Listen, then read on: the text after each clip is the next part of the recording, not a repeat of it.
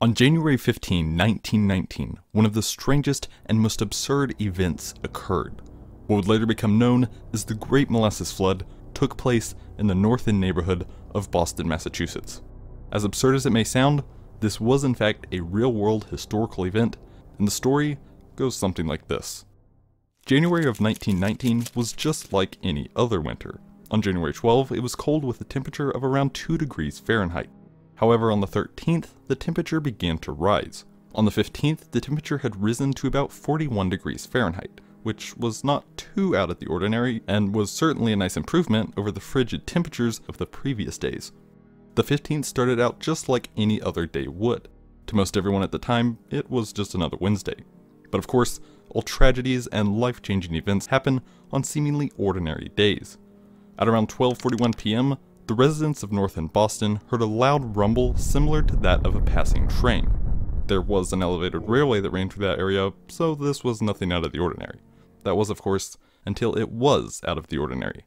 The sound quickly became much louder than that of a passing train, and just a split second after the sound was heard, a 40-foot wave of some dark, viscous liquid flew through the neighborhood at over 30 miles an hour. And of course, with the high viscosity, the wave was also very sticky. This, however, did not slow the wave down. It continued to fly through the neighborhood at incredible speeds. There was no time to escape the wave, or even comprehend what was happening.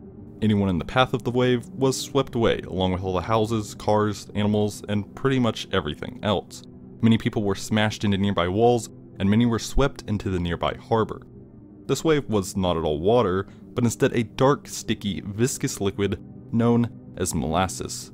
It might not sound like this wave would be that much worse than water, other than the cleanup of course, but a wave of molasses is actually far worse than a wave of water.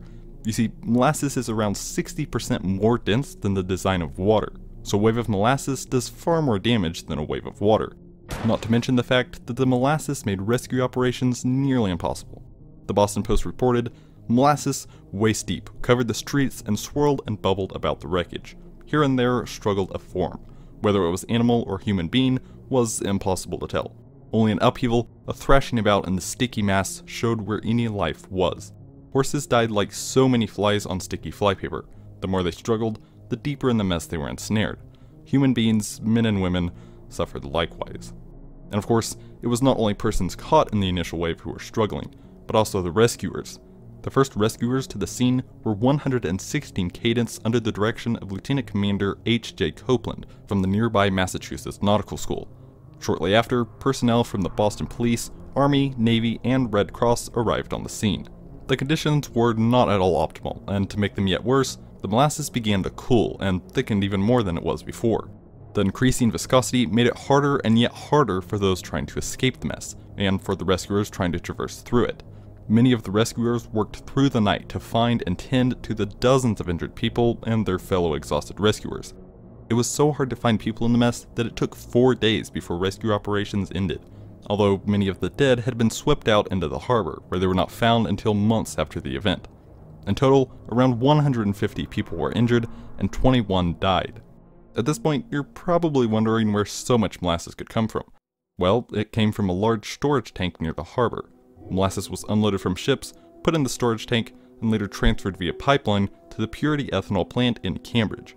During January 12 and 13, just a couple days before the disaster, a ship had unloaded its supply of molasses into the tank.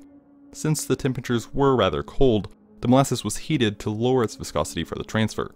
On the 13th, just shortly after the transfer was complete, many workers heard the sound of bubbling inside the tank. It was later reported, the warm molasses was mixing with the cold, thick molasses that had been congealing inside the tank for weeks, producing a bubbly churn that vibrated against the tank's walls. The men on the Commercial Street wharf heard those walls groaning, like they had heard them groan many times before, usually immediately after a delivery, but it is unlikely that they knew that when warm and cold molasses mix, the reaction triggers a fermentation process that produces gas, and in a near full tank, that gas increases the pressure against the steel walls. Not only was the molasses fermenting and increasing pressure, but with the new delivery of molasses, the tank was nearly at its maximum capacity, with 2.3 million gallons of molasses that reached a height of 48 feet 9 inches and weighed 26 million pounds. This is very likely the reason why the tank burst, although it was also found that the tank had not been built properly, and even before the disaster, it leaked molasses. In fact, it leaked so bad that the tank was painted brown to hide the leakage. After the disaster, the Purity Distilling Company eventually was forced to pay for damages estimated at around $628,000, which would be equivalent to nearly $11 million today. Not surprisingly, the mess was a nightmare to clean up. Cleanup crews, which consisted of hundreds of people, used various methods, including spraying seawater from a fireboat to wash away the molasses, and also using sand to absorb it. But even with so many people, it took months to clean the area. Rescuers, cleanup crews, and sightseers had tracked the molasses everywhere. It was even reported that everything a Bostonian touched was sticky. Even decades after the disaster, residents reported that the area still smelled like molasses on hot summer days. This disaster is certainly one of the most absurd tragedies that has ever occurred.